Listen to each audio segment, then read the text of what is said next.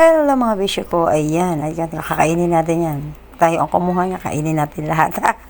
Ayan mga besyo, ito nga siya yung puno natin. Napakaliit lang po ito na puno ng mulberry sa gilid mismo ng bahay natin mga besyo ko. Ayan, dati wala talaga yan, pa isa-isa lang ang bunga. So ngayon, swerte dahil ang dami dyan yung bunga mga besyo ko.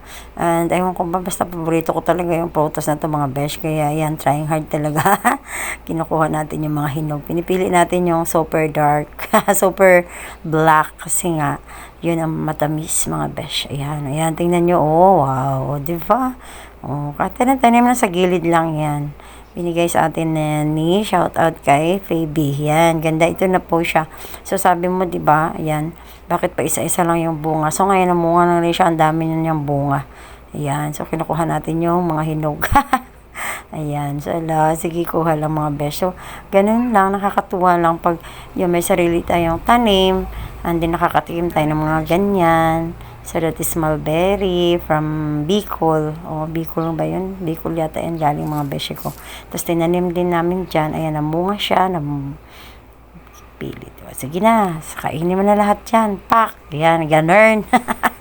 Thank you guys.